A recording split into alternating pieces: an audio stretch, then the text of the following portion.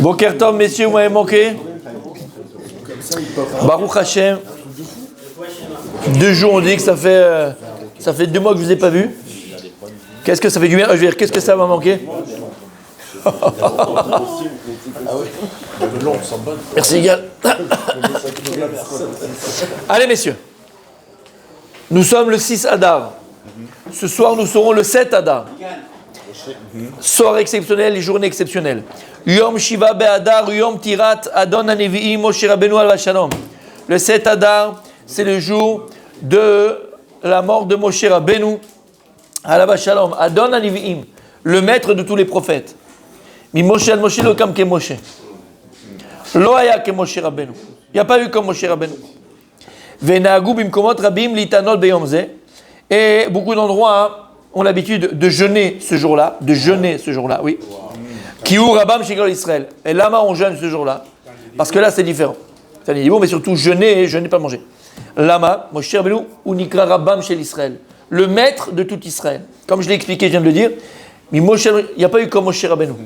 Lo haya velo yeh. Mashiach, on attend le Mashiach, mais même Mashiach, il aura en lui Moshe Rabbeinu. Même Mashiach, ce sera Moshe Rabbeinu.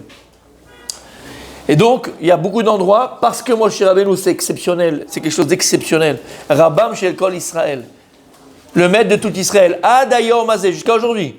Rambam Shel Israël, la première phrase que l'on apprend à un enfant qui commence à parler, Torah Tziva Lanu Moshe Morasha Keilat Yaakov, Emuna Be Moshe Rabbeinu. C'est le seul cette fois qui est né et mort le même jour. Alors, on va voir, pas le seul, dans la Torah, je ne sais pas. Ani le der.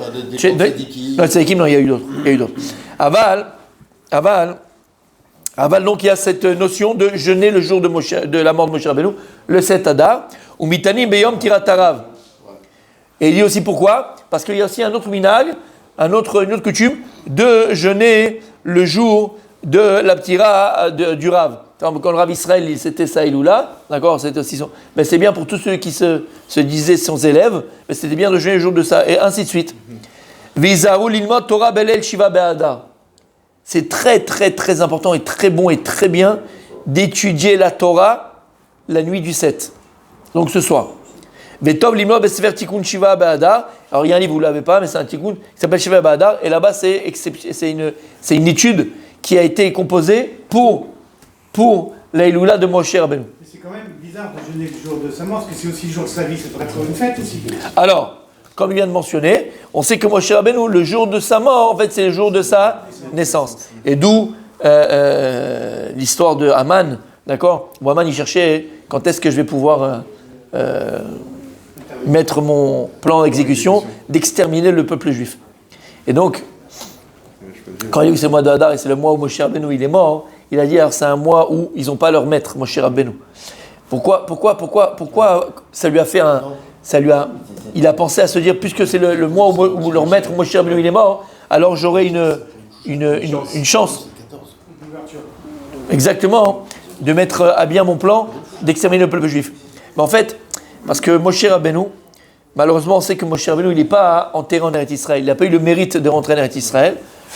On ne va pas rentrer dans les détails de pourquoi et de comment. Il y a les cours qu'on a fait, on ne va pas revenir dans les détails. En tout cas, il n'est pas rentré en Eretz Israël, comme Aaron à Cohen. Mais il n'est pas rentré en Eretz Israël, il n'est pas enterré en Eretz Israël. Et une des raisons aussi, il y a écrit là-bas, que Moshe Rabbeinu, il a été enterré moul Baal Peor. Il est juste devant Baal Peor. Baal Peor, c'est une idole physique. D'accord, c'est l'idolâtrie physique que les gens faisaient à l'époque. Mais c'est aussi une notion. C'est une notion. Baal Peor, c'est une notion d'idolâtrie. C'est une idéologie, exactement. Bechila. Non, c'est que je vais peut-être éternuer, mais bon, ça vient pas.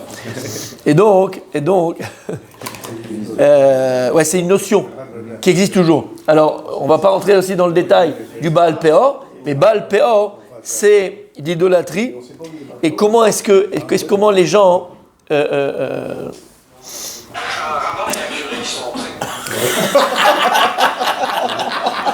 Oui, d'accord, M. Ben, d'accord. Michel, il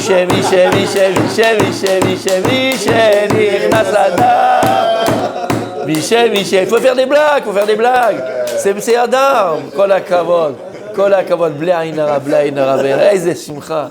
Quelle joie il a même chez Ben Danan, bli ayin hara. Il nous amène la joie. La joie, c'est que la joie. C'est mieux que Badoua, mon fils. C'est mieux que Badoua, mon fils. T'as compris? T'as compris? Alors, c'était quoi cette idéologie du Baal Peor? L'idéologie du Baal Peor, c'est ce qu'on vit aujourd'hui. C'est ce qu'on vit aujourd'hui. Et c'est ce que, entre guillemets, Trump et tous les nouveaux, là, ils veulent arrêter. Non, mon tzaddik. C'est le no-limit. Ce wokisme. Le wokisme. C'est le wokisme. Le Baal Peor, c'est quoi? C'est le no-limit. C'est de faire de la chlala, de la caca, d'accord, quelque chose d'extraordinaire. De faire de la caca, mais il a du terme, parce que comme ça, tu as l'odeur, tu as le goût, tu as tout ce que tu veux, d'accord? Quelque chose d'extraordinaire. Lama, et pourquoi je donne cet exemple-là? Parce que l'Agmara nous dit, comment est-ce que les gens servaient Baal Peor? Comment ils le servaient? En faisant ses excréments, devant lui. C'est avec Balak, ça. Avec Balak. L'Agmara, elle raconte l'histoire d'un Tana. Je ne sais plus si c'est Rabbi Eliezer Bechila, je ne l'ai pas dans la tête parce que j'ai la tête congestionnée. En un seul mot, hein, attention. D'accord? Parce que je gestionne aussi les comptes, mais d'accord, tu vois ce que je veux dire? Attention, je parle pas pour toi. D'accord, t'as compris? Mais donc, et la Gemara raconte que ce Tana-là, il est passé une fois devant, il passait tous les jours, il y avait un temple, entre guillemets, du Baal Peor, où là-bas il faisait l'idolâtrie de ce culte du Baal Peor, de cette idolâtrie, et il n'en pouvait plus, quoi. Donc un jour, il est passé devant, il a dit, vous allez voir, il a dit à tout le monde, vous allez voir, je vais aller là-bas, je vais leur faire un truc, je vais les éclater, d'accord? Et il va là-bas, et il rentre, et qu'est-ce qu'il fait? Qu'est-ce qu'il fait? Et il fait caca sur les murs, sur le truc, il en jette partout, des mâches, un truc. Eux, ils sont là, ils n'ont jamais vu ça. Eux, ils vont, tu sais, tac, comme à l'église, tac, tac, tu vois, tout est. Et là, il y va, le gars, mais à fond, paf, paf, paf, paf. D'accord? Comme ça, il fait. C'est comme ça, il fait. Mais un truc de fou. Lui, il a fait ça pourquoi? Pour les mépriser, pour les machins, pour leur faire honte, tu vois ce que je veux dire? Il a fait ça pour ça. Quoi? Quand ils ont vu ça, ils ont dit, ils l'ont pris sur les épaules. Ils ont dit, c'est lui notre pape, c'est lui notre chef. Personne n'a jamais fait ça à notre idole. Mais si on n'a jamais osé faire ça, mais alors là, oh là là là là, c'est extraordinaire. Lama qui Baal Peor, qu'on compte de faire. Nos limites. Nos limites. C'est-à-dire qu'un homme venir une femme venir un homme, un chevreuil venir une girafe venir un éléphant un panda, d'accord? C'est normal.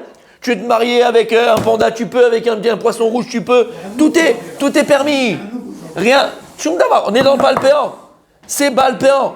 À partir du moment où tout est permis, c'est nos limites, et plus c'est sale. Non, ils veulent des lois. Ils veulent des lois de la saleté. Plus c'est sale, mieux c'est. Plus c'est sale. On va pousser à l'extrême. On va à l'extrême de la saleté. La motivation. Le no limite. La motivation, c'est la mauvaise philosophie de ce qu'on peut penser de la liberté. C'est que ça fait partie de la liberté, mais c'est pas ça la liberté. Mais c'est pas ça la liberté. D'accord? Donc c'est ça le Baal Peor. Et on sait que Moshe et le Baal Peor, qu'est-ce qu'il fait en vérité? Comme ça il dit le Midrash. Baal Peor, tout le temps, il se lève, entre guillemets, cette idéologie-là, et elle accuse Israël. Elle accuse Am Israël. Il accuse Am Israël, mais qu'à très égal Am Israël. Mais il veut accuser le peuple juif. Mais qu'est-ce qui se passe? Qu'est-ce qu'il y a à Kadosh Baruch Hu? Que Moshe Rabbeinu, il est enterré juste en face, juste devant. Velama, parce qu'il voit Moshe Rabbeinu. Dès qu'il voit Moshe Rabbeinu, il a peur, il se la ferme, il se tait. Vous avez dit Midrash. Il voit Moshe Rabbeinu et il se tait. La reine. Il nous dit ici le Rav, c'est pour ça que Aman, il a pensé au départ que le mois de Hadar, Moshe Rabbeinu n'a pas de force.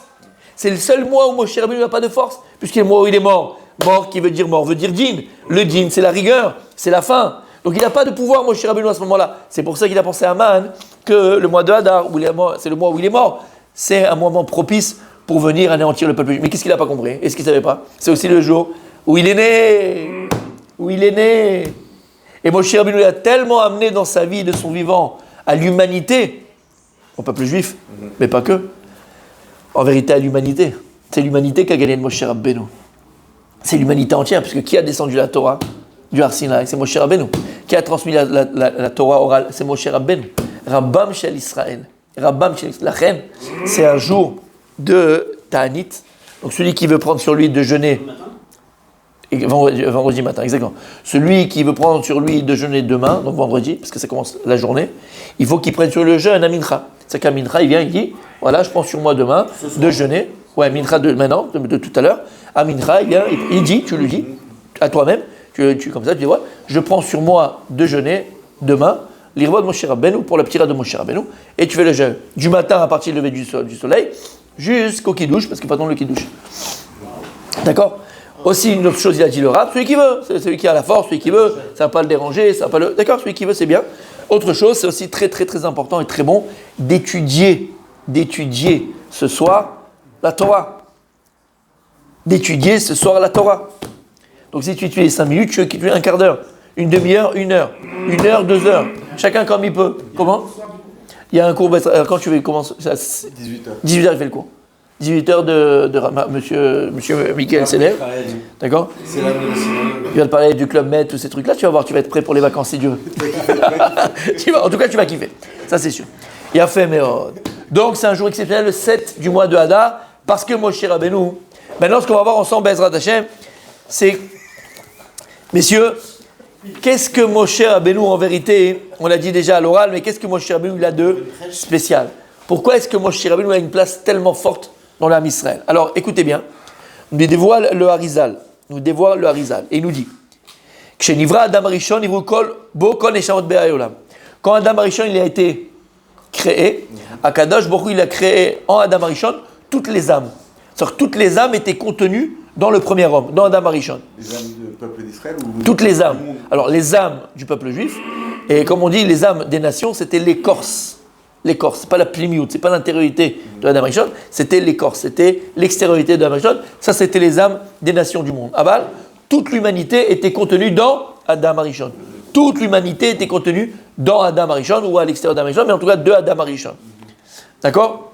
Et l'histoire du monde devait se passer extraordinaire, la Chazara Montsadik. Blainara. Je le vois, tu sais quoi, je vois Pognovitch, je vois Yeshiva Timir. Ouais, je sais, Tzadik, je sais. On aurait dû filmer. Et donc pourquoi? Parce qu'au départ, l'histoire du monde devait se passer uniquement avec Adam Arishon. Le monde était créé pour 6 jours, le 7e c'était le Biat HaMashiach, c'était la Géoula, c'était terminé. Et Adam Arishon, en un seul homme qui contenait toutes les âmes, devait amener le monde à sa plénitude. Adam Arishon, il a fauté. Maintenant, le temps se divise, chaque jour c'est 1000 ans.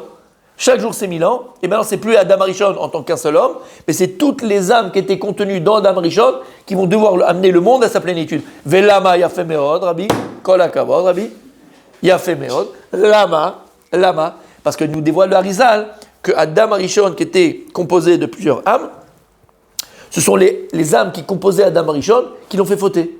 Donc nous l'avons fait fauter. C'est pas Adam qui a fauté. Ben oui, puisque Adam, il était composé de nous tous.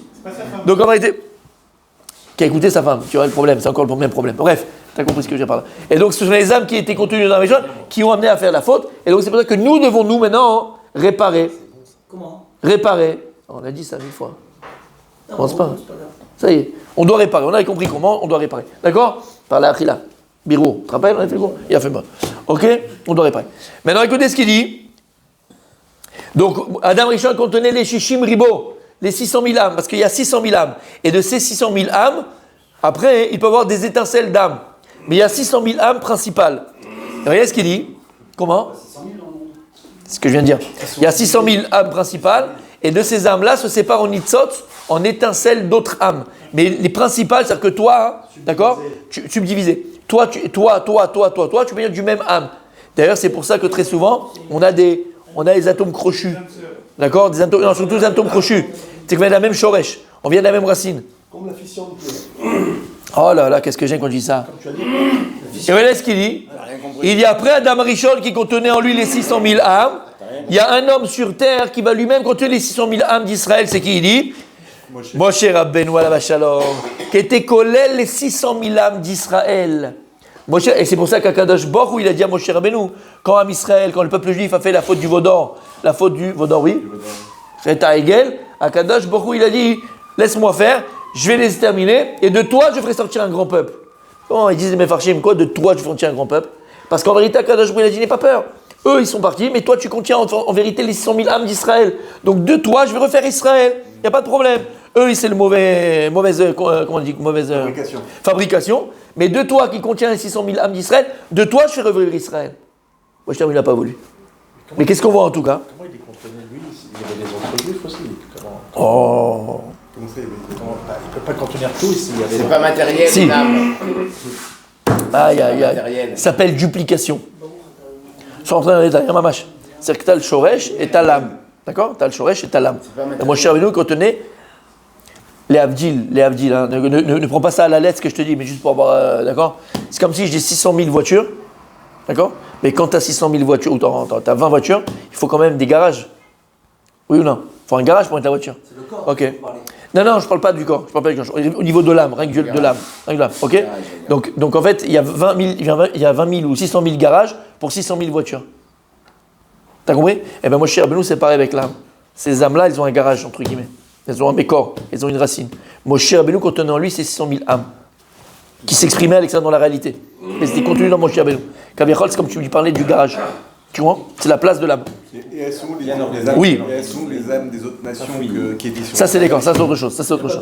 Je ne vais pas rentrer dans ça. Il y a de la masure et de l'âme. C'est les écorces de Moshe, d'Adam Rishon, mais je ne veux pas parler rentrer dans ça. Elles D'accord? sont dans Moshe ou pas aussi? Non. Ils sont à l'extérieur de Moshe. Ils ne sont pas à l'intérieur de Moshe. Mais ils sont à l'extérieur de Moshe. Alors maintenant, écoutez bien.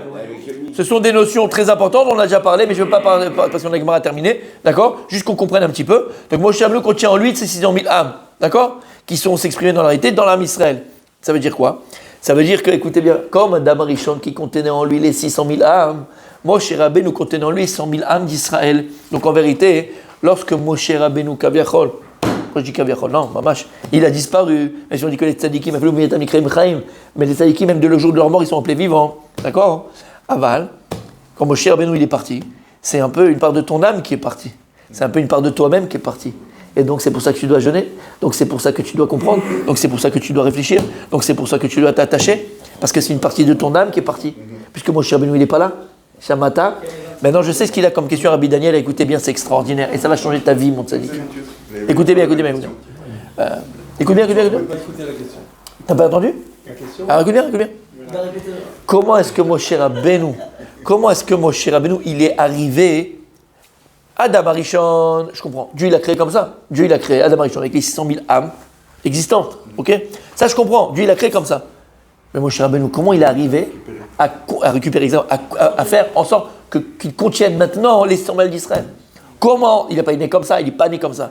Donc comment Moshe Rabbeinu à réussir à contenir en lui les 600 000 âmes d'Israël? J'ouvre une parenthèse et je la ferme dans pas longtemps. C'est une petite clin d'œil à notre ami qui n'est pas là, Rabbi Dan, d'accord? Mais il nous regarde, donc je lui fais un gros bisou. T'as compris ce que je dis? Ouais. Moi non plus. Il a fait. Donc qu'est-ce que je disais? Comment? Comment il a pu contenir les 600 000? Oui, comment Moshe Rabbeinu a pu contenir les 600 000 âmes? Adam aussi l'a continué. Ça, c'est sa création. Dieu, il a créé comme ça. Il n'est pas né comme Hachem, il a créé. Moshe Rabbeinu, il n'est pas né comme ça. Donc comment une personne... Et en vérité, voilà la parenthèse que je voulais ouvrir, c'est en vérité, tu vas la retrouver chez tous les Gdolé Israël. Tous les géants d'Israël, tous les tzadikim d'Israël, ils ont cette notion-là, de contenir en eux les âmes d'Israël. C'est une notion. Là, on parle de la notion, on parle pas de la notion. Ça veut dire quoi? Je vais expliquer ce que je dis. Comment c'est possible? Écoute bien. J'avais 12-13 ans. Je racontais cette histoire, je ne vais pas la raconter, regardez les cours qu'on a fait, c'est le méchané. Mais juste pour aiguiser notre oreille. Comment c'est possible? J'avais 12-13 ans. Je suis à table comme ça, avec mon grand-père, ma grand-mère, ma mère, mon oncle, mes tantes, on est en famille comme ça. Il y a un ami d'un de mes oncles qui est là et qui nous raconte comment il a fait Teshuvah. Tu te rappelles l'histoire que j'ai racontée? Il nous raconte comment il a fait les Teshuvah. Et il raconte alors il faisait de la moto, il a fait un grave accident de moto, dans le coma, c'était mchette, c'était foutu. Et il se fait juger, ok? Il se fait juger. Il se voit en tout cas se faire juger. Il se fait défoncer, il se fait déchirer. Et tout d'un coup, il y a un rabbin, un qui est là-bas, je ne sais pas qui c'est, il connaissait rien à la Torah, rien du tout, très loin, bref. Il connaissait rien du tout, à part qu'il était juif, bon, le truc, voilà, vraiment light, très light, qui pour le chauffard. Bref. Et là, il y a un rabbin, entre guillemets, qui prend sa défense, qui signe, tac, il revient sur terre, il n'y a pas de problème, tac, tac, tac. Bon, bref, il le sauve du jugement. Il se réveille, tout ça. Bon, ça l'a chamboulé. Il dit, au départ, ça m'a chamboulé. J'avais pas de rapport ni avec les rabbins, ni avec les rabbinites, ni avec les religieuses, ni au café, ni au chocolat. Donc je comprends pas ce qui se passait. Et un jour, c'est un peu rapproché comme ça, parce que ça te marque quand même un truc pareil. D'ailleurs, le coma, ça te travaille, Nahon. Écoutez bien. Et donc, le gars, un jour, il est avec un copain, et son copain avec qui il s'est rapproché, c'était un type qui mangeait cachère. Donc, il lui dit, bah, viens, on va manger. Donc, ils sont partis, c'était à Montmartre, ils sont partis manger dans un resto. Et ils rentrent dans le resto, et le type, il est figé, comme la statue de sel. Figé, il ne peut plus bouger. Ce copain, il croit qu'il fait une AVC.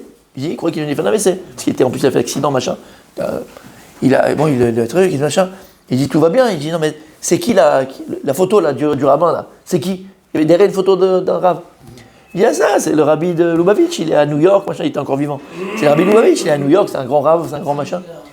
Et il dit, mais pourquoi? Le mec, il est dans tous ses états. Il dit, mais c'est lui que j'ai rêvé. C'est lui, dans mon rêve, là, qui est venu, qui m'a... C'est lui. Non, j'ai 12-13 ans, mais je l'entends, on m'a pas raconté, je l'entends, cette histoire. Et il dit, ah ouais, et tout, mais c'est pas possible, et tout, machin. Il dit, il faut que tu ailles le voir, machin, c'est pas possible. Le gars, même pas une dit deux, il prend vite un billet, tout, bref, une semaine après, il est à New York. Tu te rappelles l'histoire que j'ai racontée? Il arrive devant le rabbi, c'est son tour, il arrive devant le rabbi. Le rabbi, lui, il lui dit pas bonjour, il n'a pas le temps de parler au rabbi. Le rabbi lui dit, il le regarde, et il lui a dit, t'as mis du temps à venir me voir. Lui, il nous raconte ça. Le rabbi me dit, t'as mis du temps à venir me voir. Et le gars, voilà comment il a fait tchouva. Bon, tu comprends un petit peu pourquoi. Mais la question n'est pas là. Moi, quand j'étais petit, j'ai entendu ça, voilà, tu connais le tzaddik. D'accord? Mais après, quand tu étudies, tu comprends. Mais tu comprends. Comment est-ce que c'est possible que le rabbi, il est venu dans son coma, ou dans le rêve? Des fois, il y a des tzaddikim qui viennent dans le rêve et qui parlent. Comment? Écoutez ce qu'il a dit, ça, c'est quelqu'un qui a bâti Israël. Tu sais pourquoi? Parce que le rabbi contient en lui les 600 000 âmes d'Israël. Le rabbi, il contient en lui les 600 000 âmes d'Israël. Comme Baba Saleh, comme le Rav Ovadia Yosef, comme les Gdolei Israël, ils contiennent en eux les 600 000 âmes d'Israël. Comme le Rav Mordechai Yehuda, plutôt la Rabbani, d'accord, tous les Gdolei Israël, tous les gens d'Israël. Ils contiennent en eux toutes les âmes d'Israël. Et donc à ce moment-là, quand maintenant tu as en toi toutes les âmes d'Israël, tu es connecté à toutes les âmes. Tu as tous les tiroirs, ils sont là, c'est là. Tu as toutes les voitures, tu as toutes les clés, tu as tout. Tu es connecté. C'est Internet. Tu dis comment c'est possible? Internet. Tu peux rentrer où tu veux. Il y a un site qui ne peut pas, que tu ne peux pas rentrer. Je ne parle pas des sites pourris et sales, d'accord, que là-bas tu fais attention. Je parle. Imagine tous les sites du monde qui peuvent exister. Un clic, tu peux rentrer dedans, d'accord ou pas? Les Avdil. Ben Internet, tu as un Internet intérieur. Hop, tu cliques, tu as un hop, Rabbi Michael. Je vais influencer sur Rabbi Michael. Tac, je peux maintenant rentrer chez Rabbi. Ben encore Rabbi Michael, il y en a trop ici. Non, bon, après je vais ça maintenant. Et après, tu vois, hop, t'es connecté. Mais le Rabbi, c'était pareil. Les Gdolei Israël, c'est pareil. Moi, chez Rabbeinu, c'était pareil. Maintenant, comment tu arrives à te connecter à Israël? Comment tu peux contenir en toi? Tu peux y arriver. Ça, c'est tout le monde. Tout le monde peut arriver à ça. Je répète, ça, tout le monde peut arriver à ça. Maintenant, la question, elle est comment on arrive à ça, mon tzaddik? Rabbi Zera. Comment on arrive à ça? Comment on arrive à être connecté à tout le peuple juif? Et que tu vas lui dire un mot, ça va marcher. Tu vas une bracha, ça va marcher. Tu vas essayer de l'influencer, ça va marcher. Comment tu peux? Tu sais comment tu peux? Écoutez bien. Vatam shedavka Moshe Rabbeinu alav hashalom lakach kol otam neshamot umipnei shehu limed Torah leIsraël. Mipnei shehu limed Torah leIsraël. Il dit là, Moutsafi, parce que Moshe Rabbeinu, il a enseigné la Torah au peuple juif. À partir du moment, mon tzaddik, où t'enseignes la Torah au Ham Israël. Alors je sais ce que tu vas dire. Enseigner la Torah, c'est tout la Torah. C'est la Torah Traim, c'est la Torah de Halachot, c'est la Torah de Chassidut, c'est la Torah du Moussa, c'est la Torah. C'est la Torah. À partir du moment où tu enseignes au peuple juif la Torah d'Hachem, la Torah de Dieu, alors c'est comme ça que tu te lis au Ham Israël. Velama, Kutsha be'uraita v'Israël chadou. Dit le Zohar Kadosh. Dans la Torah, entre guillemets, il y a plus, mais il y a moins, mais d'accord, la Torah, elle contient les 600 000 âmes d'Israël. D'accord? La Torah, elle contient, et chaque lettre de la Torah correspond à une âme d'Israël. Chacun d'entre nous, il a son âme inscrite dans la Torah. C'est vrai qu'à travers la Torah, tu peux voir la vie de chacun. Le passé, le présent et le futur. Tout tu peux voir dans la Torah, par rapport à la personne. L'âme, parce que la Torah, elle contient toutes les âmes d'Israël. Tu savais ça? Non. La Torah, elle contient toutes les âmes d'Israël. D'ailleurs, c'est une des raisons pour laquelle, à Simchat Torah, on fait monter, on a le minhag et la coutume de faire monter toute la Keïla, de faire monter tout le monde monte à Simchat Torah. Lama, parce que c'est la Simcha de Kol Echad Vechad, c'est une joie de chacun. Et quand tu vas monter à la Torah, tu dois t'attacher à la lettre de ton âme qui correspond à la Torah. T'entends ce que je suis en train de dire? C'est pour ça qu'on a l'habitude de faire monter tout le monde à la Torah, Simchat Torah. Et donc, comment tu peux me mettre, contenir et faire contenir en toi toutes les âmes d'Israël? Comment il dit? Mipnei shehu limed Torah le'am Israël. À partir du moment où tu vas enseigner la Torah à Israël, c'est le vrai kesher que je peux avoir avec toi. C'est super sympa d'aller faire un padel. C'est hyper sympa d'aller manger un shawarma ensemble. C'est hyper sympa d'aller faire une baignade ensemble. Ça fait partie de la vie, c'est vrai, c'est partie des bons moments qu'on passe ensemble. Ah bah, le véritable kesher, le véritable lien que je peux faire avec toi, c'est en étudiant la Torah. Parce que là, le limoud de la Torah qu'on va faire ensemble, ça va me permettre. Il y a fait à votre banim, c'est exactement ça. Comme un papa et son fils, ou sa fille. Exactement. C'est exactement ça. Tu peux acheter les baskets à ton enfant, lui faire le tennis, l'amener à la mer, lui faire le solfège, ce que tu veux. Aval, le véritable lien que tu vas faire avec ton enfant, c'est-à-dire que tu vas pouvoir quoi? Vas-y, dis-le. Influencer sur ton enfant. C'est uniquement si tu es l'omet Torah ito. Si tu étudies la Torah avec lui ou avec elle, là tu pourras influencer sur lui. J'achète que les baskets, le fils il dit bon, je prends, je me casse. Il n'y a pas d'influence. Aval, si tu étudies la Torah avec lui, c'est là l'influence. Et c'est vrai pour tout. Et donc le véritable kesher qu'on va faire avec l'âme Israël, c'est allier des limoud à Torah. Comment je vais faire en sorte que je te contienne et que tu me contiennes? Allier des limoud à Torah. Par l'étude de la Torah. Voilà comment Moshe Rabbeinu il arrivait à faire contenir en lui les 600 000 âmes. Aval, il a fait mode, j'avais oublié. Il m'a rappelé Rabbi Michael. Il a fait mode. En fait, ce limoud à Torah, attention, c'est ce qu'on dit et ce que tu dis tous les vendredis soirs à la table de Shabbat. Il y a une condition. Pour que cette étude de la Torah, mon Rabbi Shlomi, pour que cette étude de la Torah, elle puisse faire en sorte qu'on soit liés, je pense que c'est ce que j'espère. Ce que j'espère. Merci, Baruch Hashem, tu me le confirmes, d'accord? Pour qu'on soit véritablement liés, il y a une condition. Vet Torah Chesed Aleshona. Torah Chesed. Il faut que ce soit une Torah de Chesed. On dit dans Hachet Raïl. Vet Torah Chesed Aleshona, que ce soit une Torah de Chesed, de bonté, sur sa langue. Que ce soit une Torah de bonté. C'est que quand tu enseignes la Torah, d'Arkénoam, pas que. C'est que tu veux vraiment, vraiment transmettre du bon, du bien, transformer, que les gens, la Torah, elle transforme leur vie, mamage. Que la personne, après, elle pense différemment, elle parle différemment, elle agit différemment, dans son couple, dans son travail, avec soi-même, avec ses enfants, avec ses amis, avec sa société. Torah Chesed d'Aleshona. Si c'est une Torah Chesed, alors ça, tu peux être certain que ça crée ce lien-là, et alors tu peux contenir en toi toutes les âmes à qui tu vas enseigner, Be'ezrat Hashem. Tu es demain.